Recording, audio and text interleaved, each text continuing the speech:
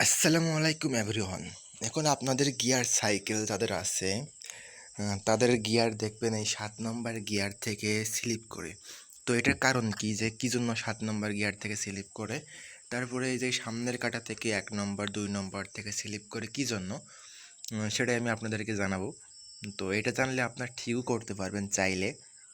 তো এই যে দেখতে পাচ্ছেন ৭ নম্বর কাঁটা, আর এই উপরের কাঁটাগুলো দেখেন একটু ক্ষয় হয়নি, কিন্তু নিচের কাঁটাটা ক্ষয় হয়ে গেছে, কারণ এই নিচের কাঁটাটাই বেশি চালানো হয়েছে।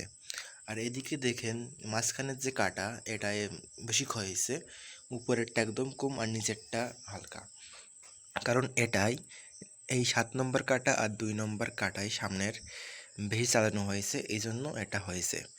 এখন এটা থেকে ঠিক করার উপায় হলো আপনাদের এই কাটাগুলো এখানে ঘষতে হবে, মানে গর্তটা করতে হবে আর আগাগুলো একটু ঘষে দিতে হবে। গর্ত করতে হবে, এই যে এখানে এই গর্তটা করতে হবে আর আগাগুলো ঘষে দিতে হবে, তাহলেই হবে।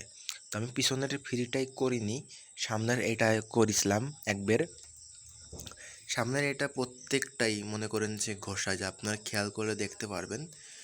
তো আমার সামনের কাঁটাটা আরেকটু বড় ছিল, আমি নিজে লেদে যে এটা আছে মোটরের সাথে লাগাইছিলাম, ওটা লাগাইয়ে তারপরে আমি ব্লেড দিয়ে এটা ঘষেছি।